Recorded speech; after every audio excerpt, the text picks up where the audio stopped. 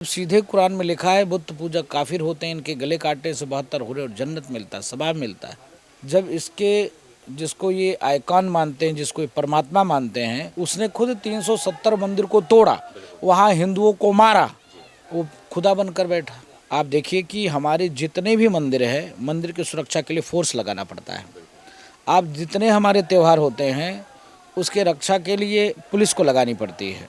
सिर्फ इन आतंकवादियों के ही नाते ये इस्लाम को मानने वाले सब के सब आतंकवादी मानसिकता के ही भाव के लोग होते हैं। तो हिंदुस्तान में तो किसी मुसलमान मुल्ले को मौलवी को रहने का अधिकार ही नहीं है। तुरंत तुरंत भागो यहाँ देश से, देश छोड़ो। यही तो कहते कठमुल्ला वाली बात नहीं चलेगा। आप भी कठमुल्ला वाली बात करते हो। उनको तो जूता उठा के मारना चाहिए तत्काल मुंह पे। नमस्कार, मैं सुमित तिवारी। द राष्ट्रनीति में आप सभी का बहुत बहुत स्वागत है। मैं इस समय अयोध्या में मौजूद हूं। आपको बता दूं, अयोध्या में राम मंदिर में एक अब्दुल रहमान नाम का शख्स था। उसको शख्स बोले, आतंकवादी बोले, क्या बोले उसको, क्योंकि वो राम मंदिर पे अटैक करने आ रहा था। रंगे हाथ ग्रेनेड के साथ फरीदाबाद में पकड़ लिया गया, धर दबोच गया। सवाल ये उठता है कि मंदिर इनका क्या बिगाड़ रहा है, हिंदू धर्म इनका क्या बिगाड़ रहा है, सनातन धर्म इनका क्या बिगाड़ रहा है कि लगातार टारगेट किया जाता है, पथराव किया जाता है, उनको मारा जाता है। अब तो मंदिर को भी टारगेट किया जा रहा है।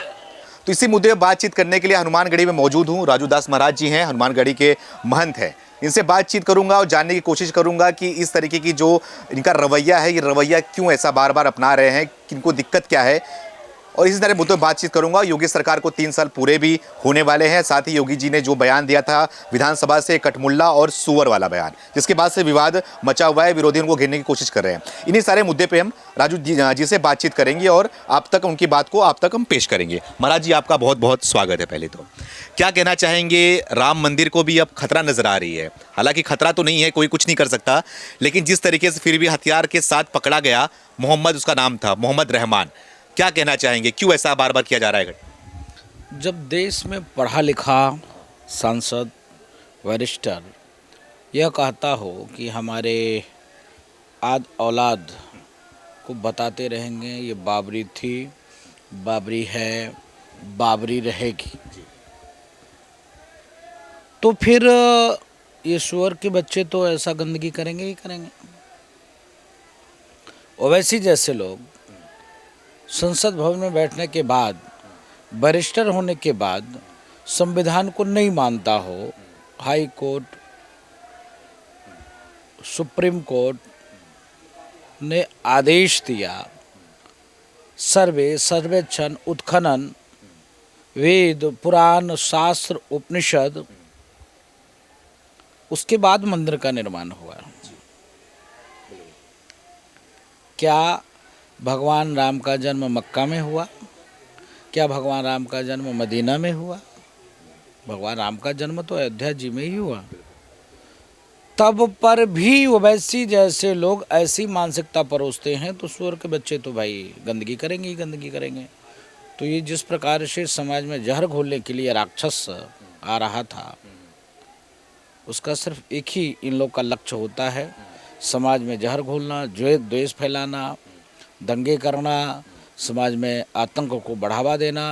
आतंक के भय के साए में मैं पूछना चाहता हूँ, देश में 58 कंट्री है इन सुअर के, और 58 कंट्री में क्या अन मतांतर मजहब के लोग कहाँ गए? किसी ने पूछा? किसी ने सवाल किया? जहाँ पर 100 वर्ष पहले अन मजहब की व्यवस्था थी, आज वहाँ इस्लाम की व्यवस्था हो गई। 100 वर्ष में क्या आसमान से प्रकट हो गए कि ज़मीन से निकल आए? क्या वहाँ पर मतांतर मजहब के मानने वाले ज़मीन में चले गए, आसमान में चले गए, कहाँ चले गए? किसी ने सवाल पूछा क्या? नहीं। तो ये शुद्ध रूप से जब तक इनकी शिक्षा पद्धति में परिवर्तन नहीं लाई जा सकती है, तब तक ये सुधरने वाले नहीं हैं। कुरान में ही कुरीति भरा हुआ है। जब तक कुरान में आप परिवर्तन नहीं करेंगे, तब तक इनको सुधारना संभव नहीं है।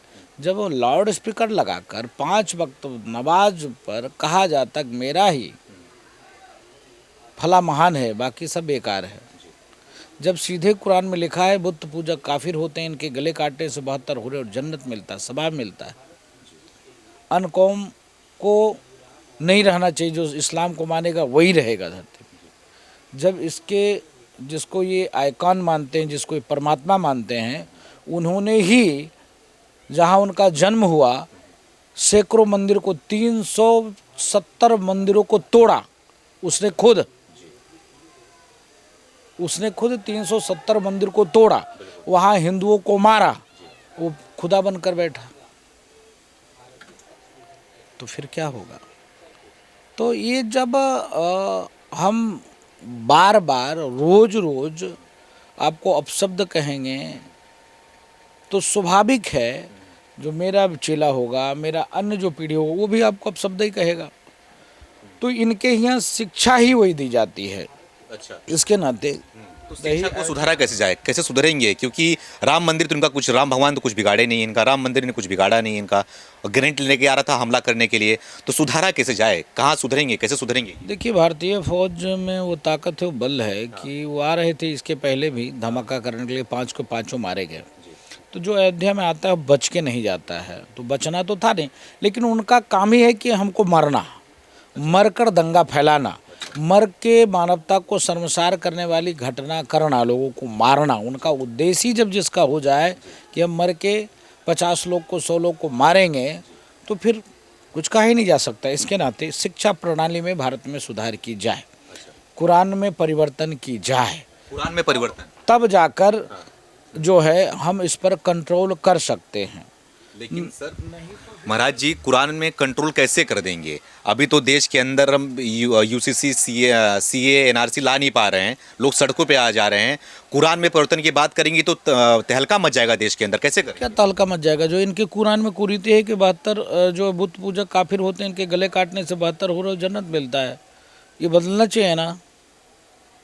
ऐसे लिखोगे, ये माइक से लाउड स्पीकर में ये बोलते हैं मेरा ही फला महान है, बाकी सब शैतान है, पूजा की योग्य नहीं है, इबादत की योग्य नहीं है, ऐसा क्यों बोलते हैं?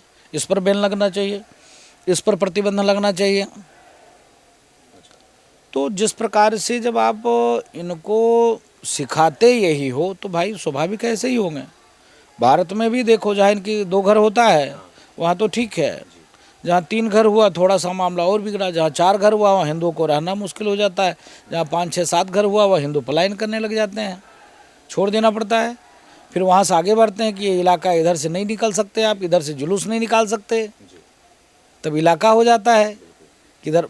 और प्रशासन के भी लोग कहते हैं वो भाई उस इलाका से मत निकालना। तो ये सारी व्यवस्था है और हिंदुओं को सतर्क, सजग, जागरूक होना पड़ेगा। हिंदुओं को ये माला के साथ साथ जो है भाला भी उठाना पड़ेगा, अच्छा, तब जाकर काम चलेगा, है ना। माला के साथ साथ ये हिंदू को रखना पड़ेगा सुरक्षा के लिए, सुरक्षा के लिए।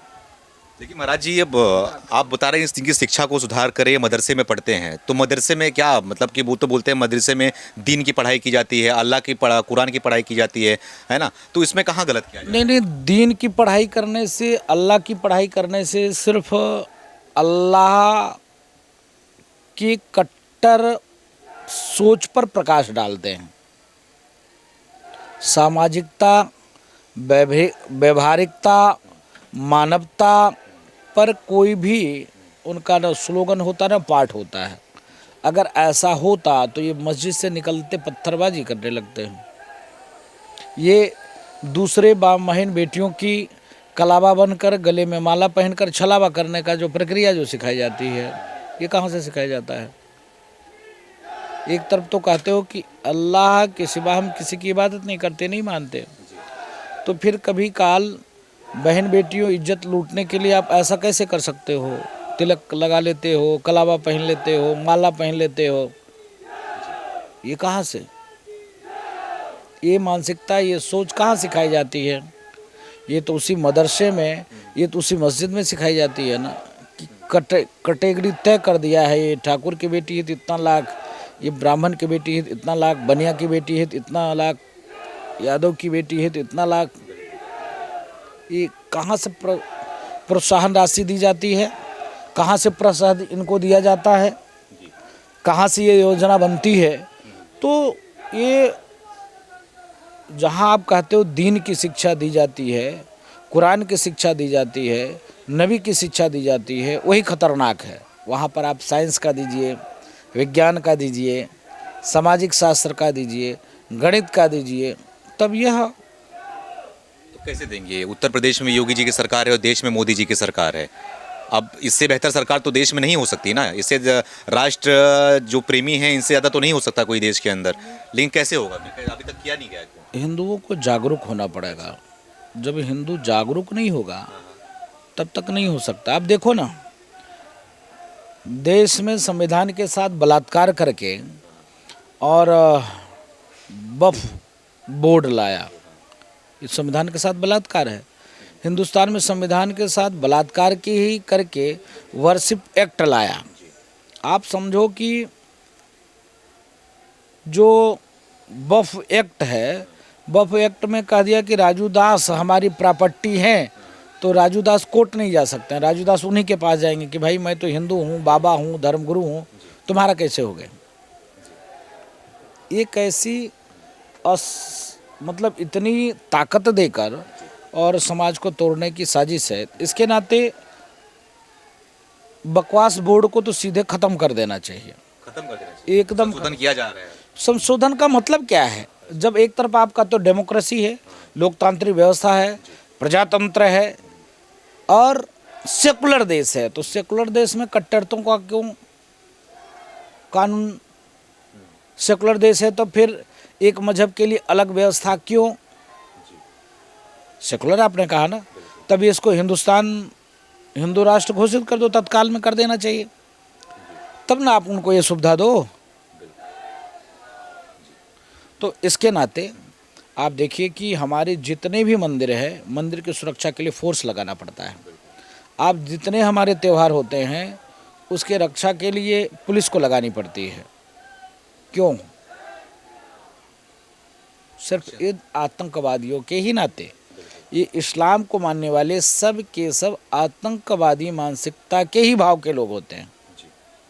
मस्जिद में कोई सुरक्षा नहीं होती। किसी मस्जिद को सुरक्षा की जरूरत पड़ी?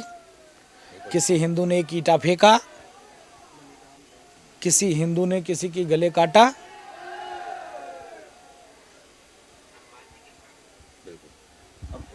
अगला सवाल मेरा आपसे ये है कि उत्तर प्रदेश में योगी जी की सरकार चल रही है।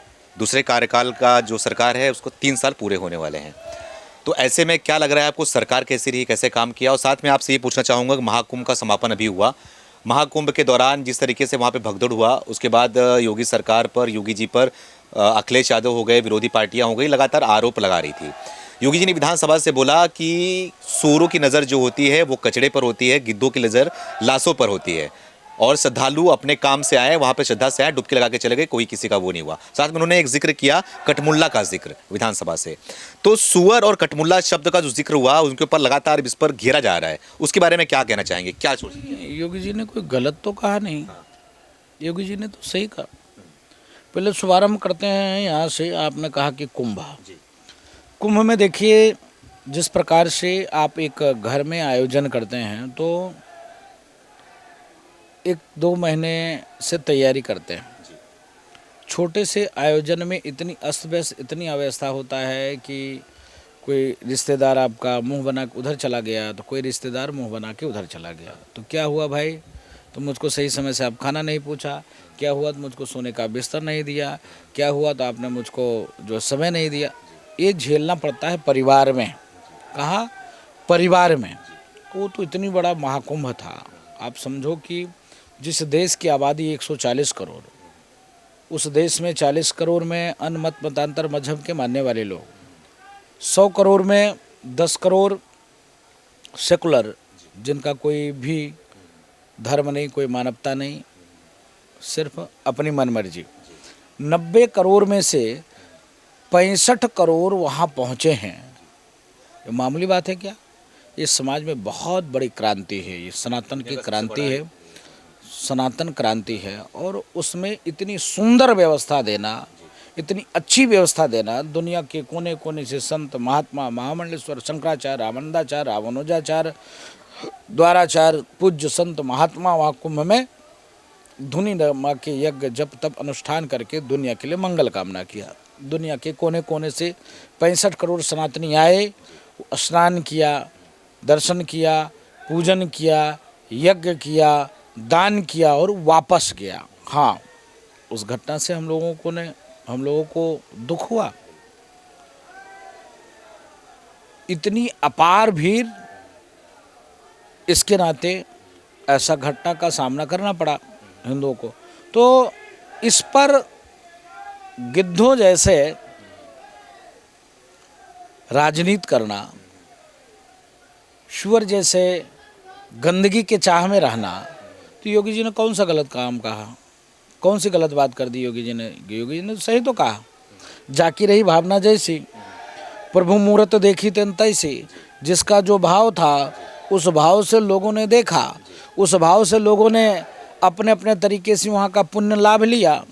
जो कह रहे थे कि कुंभ का मतलब क्या है, उन्होंने अन्य मजहब के लोगों को कुंभ का मालिक बना दिया था। जो लोग लगातार कह रहे थे कि वहाँ का पानी दूषित है, वही जाकर बाद में आचमन कर रहे थे। जो लोग कह रहे थे कुंभ नहीं जाना चाहिए, वही कुंभ नहा रहे थे।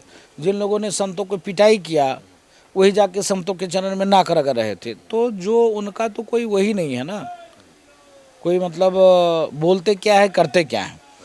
तो योगी जी ने सही कहा, कठमुल्लापन छोड़ना पड़ेगा। इसका मतलब क्या है कठमुल्लापन यही हुआ ना कि एक तरफ तो आप भारत में ही रहकर बहुसंख्यक समाज की संस्कृति को, आचार को, व्यवहार को नहीं मानना चाहते हो, अपमान करते हो।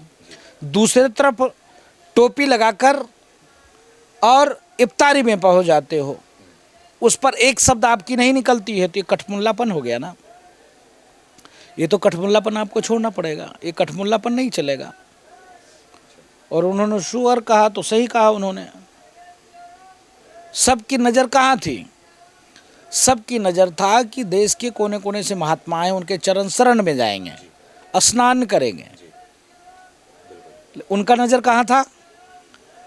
कैसे कोई घटना घटे कि हम वहाँ पहुँच जाएं गंदगी खाने के लिए। पहुँच गए। तो इसके नाते योगी जी ने सही कहा। योगी जी के बात की से हम लोग सहमत हैं, योगी जी के विचारों के साथ हैं। और आपने कहा कि 3 वर्ष बीते सरकार की, तो सरकार के 3 वर्ष बीते हैं, बहुत सुंदर कार्यकाल रहा। 5 साल 8 वर्ष होने को है। और 8 वर्ष में जो क्रांति लाई योगी जी ने, जो सुधार किया भूतो न भविष्यति, यही उत्तर प्रदेश से जो दंगा प्रदेश कहलाता था, यही उत्तर प्रदेश से जो बलात्कारियों का प्रदेश कहलाता था, यही उत्तर प्रदेश है जहां जेल से निकलकर अपराधी आते थे, हत्या करके जेल के अंदर चले जाते थे। यही उत्तर प्रदेश है जो बनिया व्यवसाय नहीं कर पाते थे। यही उत्तर प्रदेश है जहाँ माँ बहन बेटी घर से बाहर नहीं निकल पाती थी। यही उत्तर प्रदेश है जो हर मतांतर का व्यक्ति शांतिपूर्वक त्यौहार नहीं मना पाते थे। दंगे आए दिन होते थे। कई दंगे होते हैं तुरंत बाबा नंगे कर देते हैं। जहाँ किसी बहन बेटी की इज्जत लूटने का प्रयास किया, पैर में गोली लग जाती है। यही प्रदेश है। लेकिन उन लोग एग्जाम्पल देते हैं कि बहराइच में क्या हुआ, उसके बाद संभल में क्या हुआ, दंगा ही। बहराइच में किसने किया दंगा? बोल रहे अगर हमारे एरिया से निकलोगे। क्या फिर से बोलिए, क्या बोला आपने? उनके बोलने का मतलब हमारे इलाके से निकल रहे थे वो लोग। कैसा इलाका भैया, कैसा एरिया भैया? इलाका हो गया। अब तुम्हारी जनसंख्या बढ़ गई, तब तो हिंदुस्तान में तो किसी मुसलमान मुल्ले को मौलवी को रहने का अधिकार ही नहीं है। जब इलाका और एरिया की बात करेंगे आप, तो 80% बहुसंख्यक समाज का व्यक्ति है, तुरंत तुरंत तुरंत भागो यहाँ देश से, देश छोड़ो। जब एरिया की बात करोगे, इलाका की बात करोगे, तब तुम हिंदुस्तान में रहने का अधिकारी हो क्या? धर्म के आधार पे देश का बंटवारा किसने किया? हमारे बाप दादाओं ने कि तुम्हारे बाप दादाओं ने? क्यों नहीं गए? क्यों हिंदुस्तान में रह रहे हो? फिर भी एरिया और इलाका की कहते हो कि मेरे एरिया और मेरा इलाका। ये तो नहीं चलेगा। ये तो कहते कठमुल्ला वाली बात नहीं चलेगा। आप भी कठमुल्ला वाली बात करते हो। नहीं, मैं तो बस सवाल पूछ रहा था, वो उनका सवाल है। नहीं तो ये तो गलत है ना। इनको तो जूता उठा के मारना चाहिए तत्काल मुंह पे। अगर कोई एरिया और इलाका की बात करे कि मेरे एरिया में, मेरे इलाका में नहीं हो आना चाहिए, तब तो फिर हिंदुस्तान में आप रह ही नहीं सकते हो। वे धर्म के आधार पे आपके बाप दादाओं ने पाकिस्तान ले लिया, तो फिर हिंदुस्तान में क्या कर रहे हो भाई? फिर भी एरिया और इलाका की बात करते हो। ये तो नहीं चलेगा कठमुल्लापन। इसी कठमुल्लापन सोच की बदलने की जरूरत है। आज लेकिन अब संभल में जिस तरीके से योगी सरकार खुदाई करवा रही है वहाँ पर, तो इस पे भी आरोप लग रहे हैं। वहाँ के जो सांसद है उनको भी एकदम बोले जा रहा है कि उनको दबाने की कोशिश की जा रही है, मुसलमान है इसलिए वहाँ पे खुदाई की जा रही है। अगर ये बताओ, मुसलमान को दबाने का प्रयास होता तो सांसद कैसे होता? सीरिया में, ईरान में, लेबनान में कोई सांसद है राजू दास क्या? मक्का मदीना में हिंदू थे, मंदिर थे, आज नहीं है। राजू दास वहाँ सांसद है क्या? तो भारत में अगर कोई मुस्लिम सांसद कहे कि मुसलमानों को दबाना पड़ रहा है, दबाया जा रहा है, तो समझो शुद्ध वो कठमुल्लापन की बात कर रहा है और कुछ नहीं कर रहा। योगी जिसी की बात कर रहे थे, कठमुल्लापन यही है। और क्या, यही कठमुल्लापन है ना? और क्या है कठमुल्लापन? यही कठमुल्लापन है। और जिस प्रकार से संभल में हमारे मंदिर को अतिक्रमण करके रखा गया, उसको मुक्त किया जाए। मैं पूछना चाहता हूँ कि संभल में दंगाइयों को 25-25 लाख रुपया किसने दिया?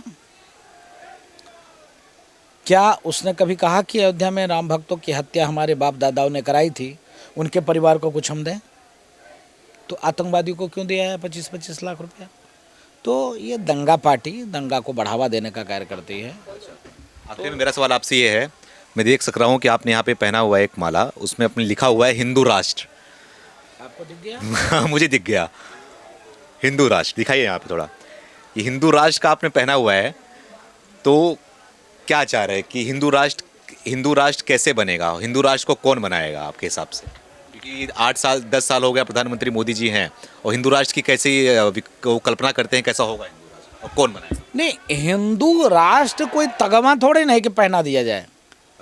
हिंदू राष्ट्र हमारी विचारधारा है, हिंदू राष्ट्र जीने का कला है, पद्धति है। जहाँ सर्वे भवन्तु सुखिनः सर्वे सन्तु निरामया विश्व बंधुत्व की बात होती है, उसी को हिंदू राष्ट्र कहते हैं। जी आप देखो ना, धर्म के आधार पर पाकिस्तान बटा क्या? जब बटा तो वहाँ 3 करोड़ हिंदू थे, जमीन निकल गया का आसमान खा गई, कहाँ चले गए? Syria, Iran, Iraq, Lebanon, Afghanistan में हिंदू क्यों नहीं? वहाँ होना चाहिए ना, वहाँ ईसाई होना चाहिए, सिख होना चाहिए, बौद्ध होना चाहिए, पारसी होना चाहिए, क्यों नहीं? भारत में ही क्यों है? क्योंकि भारत हिंदू राष्ट्र है, इसलिए भारत में है। तो घोषणा भी कर देना चाहिए। हाँ, जिस हिसाब से धर्म के आधार पर देश का बंटवारा होना, उसके बाद हमारे साथ नाइंसाफ़ी हुई, उसी नाइंसाफ़ी को ठीक करने के लिए हम लोग देखो गले तक में हिंदू राष्ट्र की माला पहनकर हम लोग घूम रहे हैं। आखिरी सवाल आपसे मेरा है कि हिंदू राष्ट्र की मांग करने वाले एक बहुत युवा महंत भी हैं, युवा सन्यासी बाबा धीरेन्द्र शास्त्री की बात कर रहा हूँ मैं। वो भी हिंदू राष्ट्र की बहुत जोर तोड़ से मांग कर रहे हैं। उन्होंने यात्रा भी निकाला था, आप भी उसमें गए थे, साथ में थे उनके। तो क्या चाहते, क्या कहना है आपका कि जिस तरीके से अब हिंदू भी जागरूक हो रहे हैं पहले के कंपेयर में, अब हिंदू राष्ट्र की मांग भी उठ रही है? अब क्या चाहते हो? हिंदू जागरूक हुए तो 80 करोड़ 90 करोड़ हिंदू में से 65 करोड़ कहाँ हिंदू आ गए? महाकुंभ में जागरूक हुए तभी ना।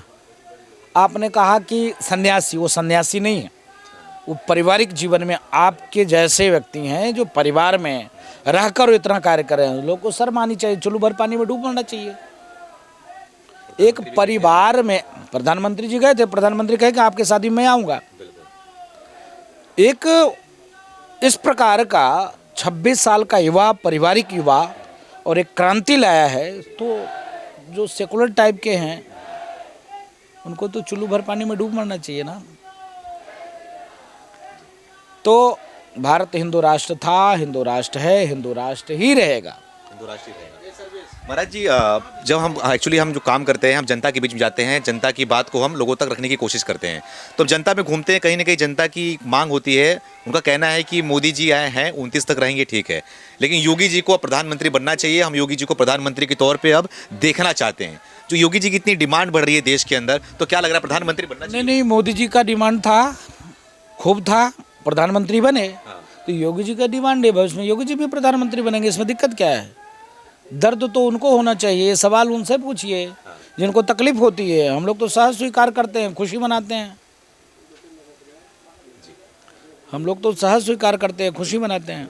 आखिरी में क्या कहना चाहेंगे आप दर्शकों को? नहीं, देखिए, आखिरी में मेरा दर्शकों से अपील है, निवेदन है, धर्मो रक्षति रक्षतः। धर्म की रक्षा आप करोगे, धर्म आपका रक्षा करेगा। सनातन के प्रति कट्टर नहीं होगे, सजग नहीं होगे, सतर्क नहीं होगे, जागरूक नहीं होगे, तो एक दिन सीरिया, ईरान, इराक, लेबनान में आप खत्म हो गए, जीरो हो गए, वैसे भारत में भी खत्म हो जाओगे। इसके नाते जागरूक हो, कट्टर बनो। माला के साथ साथ आपको ये रखना पड़ेगा हाथ में, धर्म की रक्षा के लिए, सनातन की रक्षा के लिए, माँ बहन बेटियों की इज्जत की रक्षा के लिए। बहुत बहुत धन्यवाद हमसे बात करने के लिए। आभार, धन्यवाद, साधुवाद। राजूदास महाराज जी हमारे साथ में जुड़े हुए थे। तमाम मुद्दों पे इनसे बातचीत हुई और हमने जानने की कोशिश किया कि जिस तरीके से देश भर में बयानबाजी किया जा रहा है और जिस तरीके से राम मंदिर को खतरा तो नहीं है, लेकिन जिस तरीके से यहाँ पर अटैक करने आ रहा था वो शख्स, उसके बारे में चर्चा हुई और इनकी बात को तो आपने सुन लिया, लेकिन आप भी अपनी राय को कमेंट करके ज़रूर बताएं। बहुत बहुत धन्यवाद।